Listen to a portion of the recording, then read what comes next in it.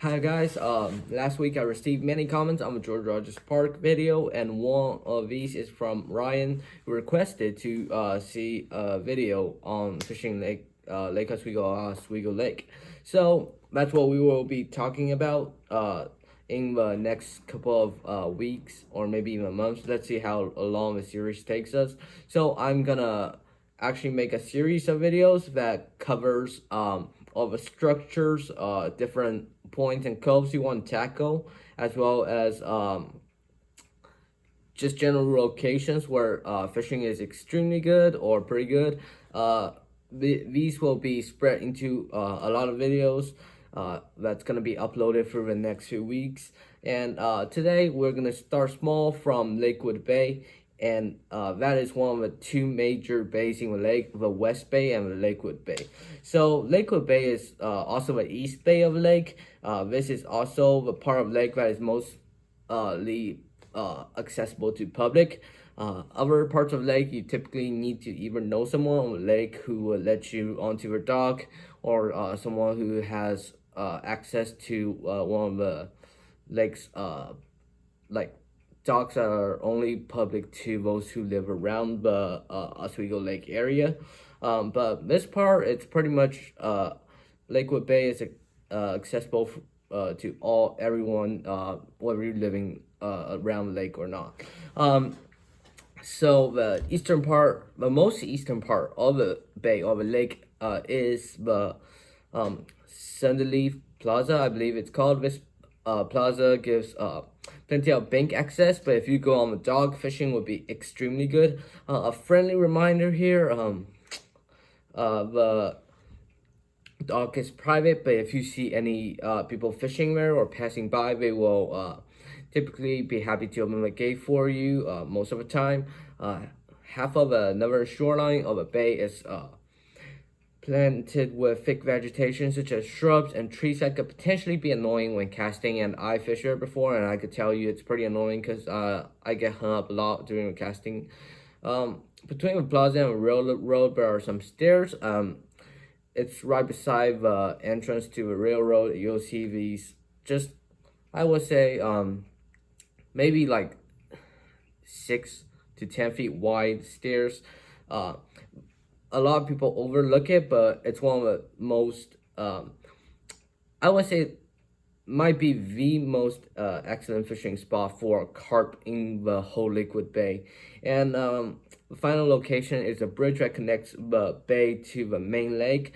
The only downside to that area just is that part, the place where you could stand and cast is kind of limited, and there's like power lines above your head, so just be careful. A general note.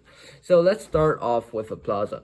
So a plaza has limited access to casting distances because the docks get in the way. However, the docks are also a great fish holding structure that is home to perch, crappie, bass, sunfish, catfish, and carp. Casting under these docks is a great technique to catch them. Worm is what I would typically start off with. If you find them to be exceptionally attracted to some type of lure, you could try that too. The bottom is mostly muddy or sandy. In some places there are small patches of weeds. The snag is little to no problem there. I've never get snagged there once. In some places there are small patches of weeds, like right around the dock, but if you're fishing from a bank, I guarantee you that there would not be a problem. Yeah. Speaking of bait, the most effective, as I said, is just playing a worm. It catches just about any sunfish that swims, and the rig I use for that is mostly bobber rig, because the part is not very deep. 6 feet or so would be the maximum. So my suggested leader would be somewhere around 1.5 feet or 18 inches.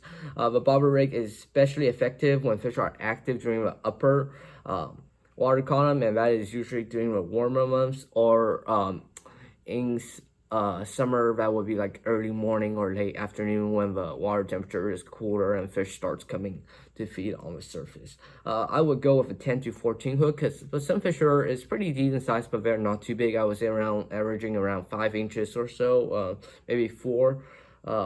There are big ones out there though. Just putting it out there. For bigger panfish like crappie and perch that are big in general, I would go with a 6 to 8 size hook. Bass do bite worms there, but the ones I've seen they're caught on worm are typically smaller, around like what you expect out of like a typical crappie or a perch size. If you want a good size bass, my suggestion is to use a lure approach, but the downside to that is that you might need to do a lot of trial and error to figure out what they might be biting there. So if you want to fish to a middle or bottom water column, the ideal rig would be something like a Carolina rig or drop shot rig. Split shot rig. Carolina rig is typically, I find, more effective in my location because you do need a little bit of casting range. Split shot rig might be a little bit too light for you. The catfish and carp, especially bowheads, they are very keen to bite on to these bottom rigs, especially the carp there. They get to pretty big size, to 6 to 10 pounds, and they really give up quite a fight. There are not too many that you can find around Plaza, but if you want to catch carp especially, you should cast toward a hotel building, and if you go there, you see I think it's called Lakeshore Inn. I could be wrong. It's something like that. So you'll see like this little hotel there, and just cast towards there, and that's where most of the carp hangs out. And just keeping on the topic of carp, let's talk about the steers, where I said they are excellent for carp fishing. The steers have a limited casting distance because it's kind of narrow and you kind of have to cast out there. There's also a little bit of vegetation that you might get hung up on, depending on the water level. These vegetation might be submerged or like up on the surface. For that part, you don't really need that much gear. I would say just go a little bit on the medium to medium heavy side. There are plenty of fish that gathers in a cove, and 5 feet, maybe even less deep. Lots of vegetation, so I would say go with a little heavier line, especially if you're going for carp. Bobber rig would be excellent for catching sunfish and bass that's hiding there. There's tons of these down there.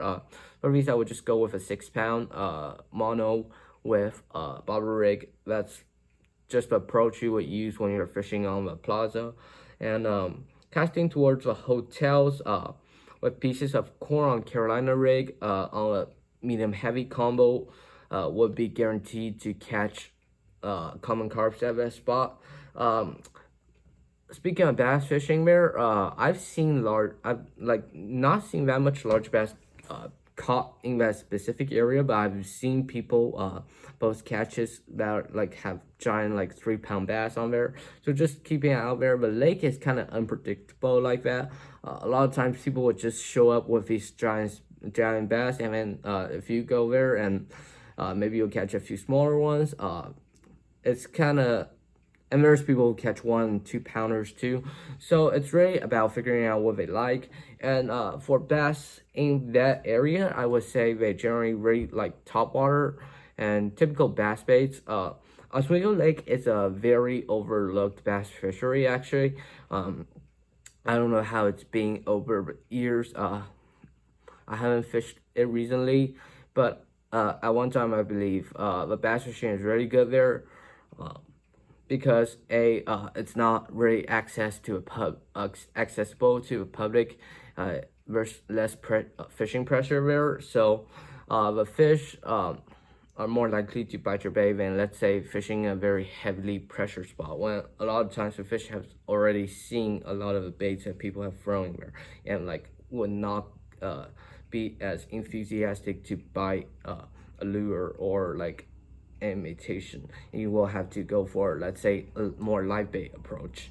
In the third location, we'll be talking about a path along the railroad. And along the path offers a lot of open water, which, as I brought up, bass fishing. Single net rigs, they all work well there, and even giant swim baits are very effective. Part of the bottom is muddy and a portion are covered by rocks, so just keeping out there in case you might get snagged.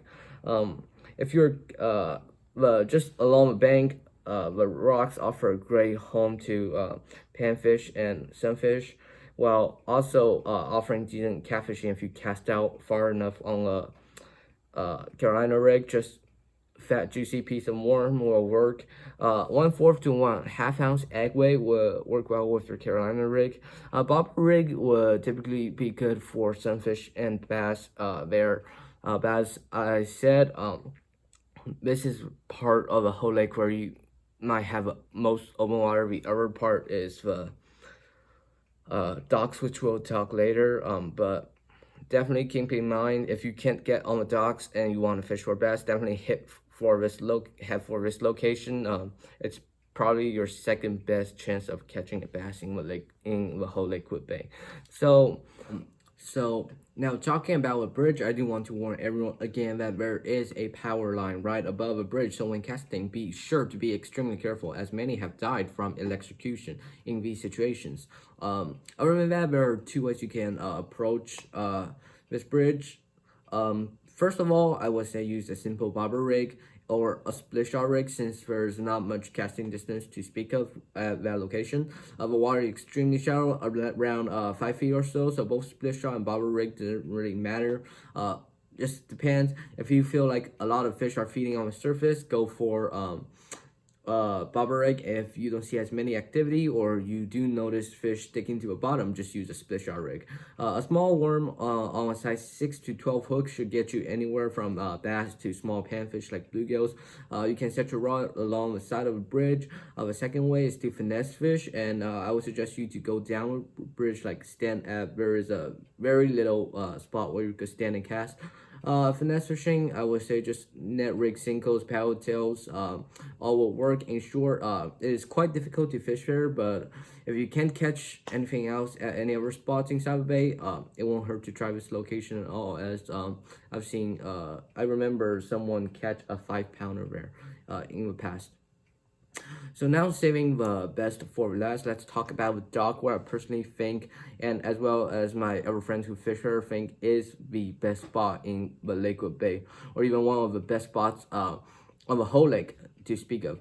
After getting on the dock, there are two ways you can approach the fish: straight down or cast out. Because the dock stretches quite long, and especially during warm weather, the shade from the dock offer great structure for the fish to as a seek of a refuge from a hot heating sun.